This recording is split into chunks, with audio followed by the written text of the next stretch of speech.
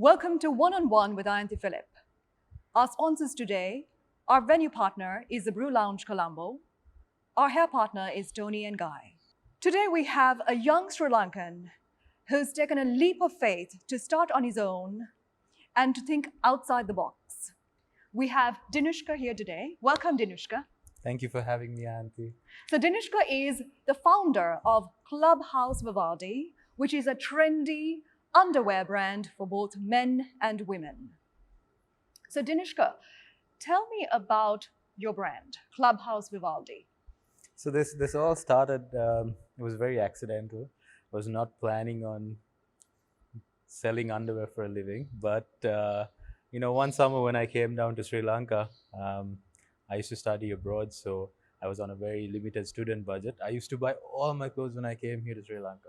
So one summer when I came here, I decided, I really need to buy some undies, and I went and shopped a lot of underwear, only to realize that there was something wrong with it. I'd have to do so many adjustments during the day, it was just not right for the weather, just such an uncomfortable experience. And it's at that point that I thought, a problem shared is a problem halved. So I spoke to my friend, he agreed, and I was like, this is a huge problem, just not addressed. And that's how Clubhouse Vivaldi sort of went to the drawing board, and a few years later, here I am. So the problem you thought was that there isn't good underwear in Sri Lanka. Yeah, functional underwear. Good functional underwear. Yeah. But the ironic part is in Sri Lanka, it's a hub for underwear and lingerie. It is actually a billion-rupee industry with great supply chain, skills and equipment. So are you leveraging on it? Are you harnessing on it? Yes, there's quite a lot of technologies, there's quite a lot of infrastructure, and a lot of things to learn just by making Sri Lanka my manufacturing hub for Clubhouse. Because as you correctly mentioned, we produce some of the best in-class garments for some of the best brands in the world. And it'll be a shame not to harness them, So the past 4 years since we've started the business, it's all about really learning from people who know better than me, because I'm always that kind of person that, I need to learn something new every day. So been talking to a lot of industry experts and trying to see what I can do, what solution I can do, what technologies I can use. So yeah, it's been quite eventful. Yeah. Fantastic. So how is it for entrepreneurs like yourself in Sri Lanka?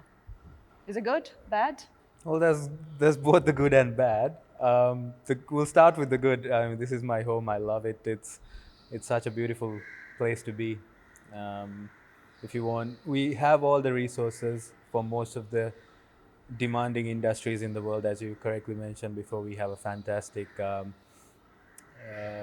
industry for fashion and garments and accessories. So it's a good place for you to test your product, for you to see how well the market will react to it. But other than that, when it comes to serious scaling and serious growing, every entrepreneur at some point wants to talk about multiples. How much can I grow next year by? And you come to a plateau where Sri Lanka is not big enough for the product that you're offering. So you need to go and venture into newer markets. And one of the biggest pain points that I've spoken about with a lot of other people is that small things like PayPal, allowing people in Sri Lanka to earn money through the internet by using PayPal, will solve a lot of problems in this country. People will earn a lot more because people overseas are willing to pay our guys a higher hourly rate than what they're getting paid here. And you have PayPal, it's easier for them to earn that money.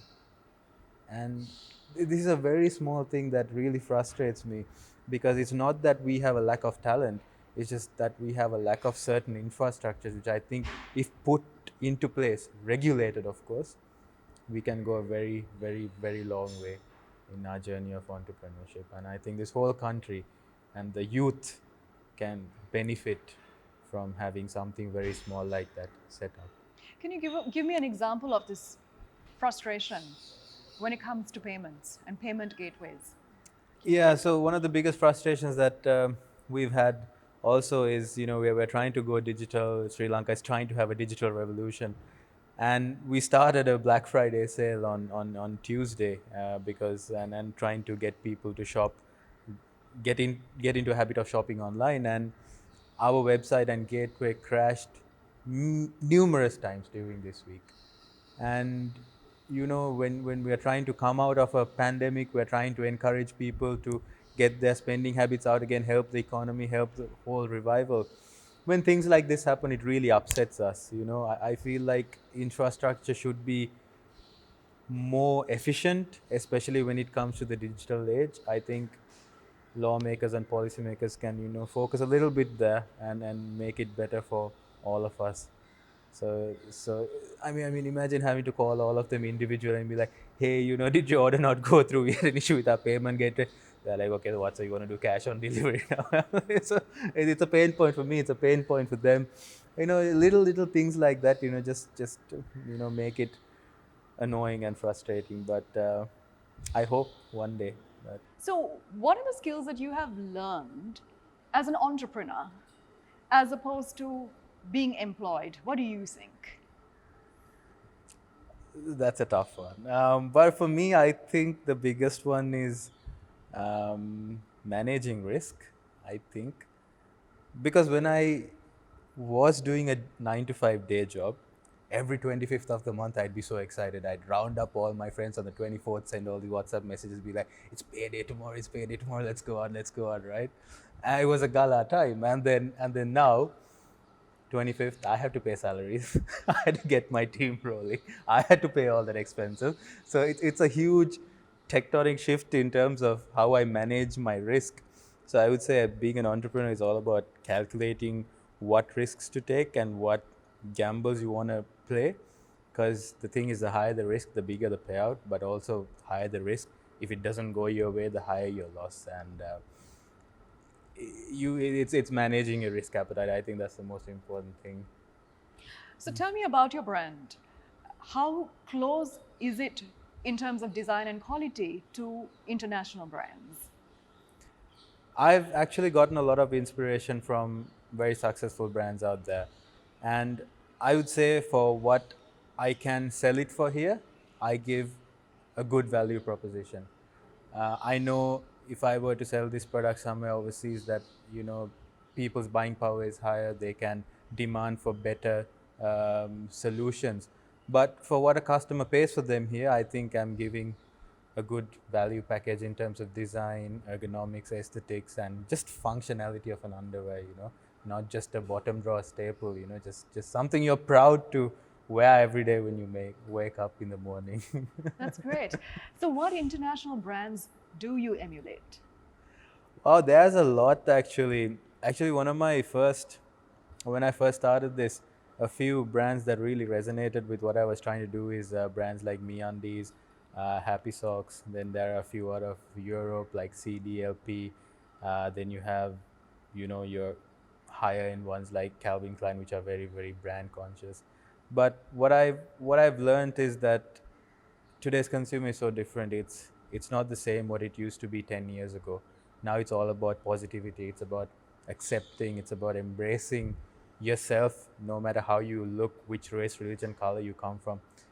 So I personally like to follow brands that actually portray that about themselves rather than a very successful corporate story, because I think that's something we all can relate to. So I do one day hope that they look at Clubhouse and on an international scale and think the same about what we've done. Great. So, what are the challenges that you faced so far? I think one of the biggest challenges for me is I didn't study this. I didn't go to design school. I didn't study fashion designing. I didn't study pattern making. So it was all I knew was just general knowledge, and I studied finance, so knew a little bit of that. But it's just learning the whole process of grading something, making a pattern, making a silhouette, putting it up on a fit model, getting their comments. see if it's actually solving a problem. Like for example, our seamless bras. When I first launched into it, I didn't know how to improve the product from where it was, because I just didn't have the know-how. And it was just a constant learning experience for me, talking to people, looking at samples and products other brands have done, and just trying to see how I can create this by myself, because I had zero knowledge. So for me, in my business, in my line of work, that was the biggest hurdle for me to overcome. But then again, a lot of people will look at it and say, like that's a problem. They'll like shy away from it. But there was this huge desire in me to get this underwear thing right, that I spent hours and hours and hours, like taking things down, opening it up, looking at the construction of it, and learning it like step by step. I wouldn't call myself a guru, but I'm okay. Okay, fantastic. Thank you so much, Dinushka, for coming here today and telling us about your journey with Clubhouse Vivaldi. You're with One on One with Ayanthi Philip. Our sponsors today, our venue partner is the Brew Lounge. Our hair partner is Toni and Guy.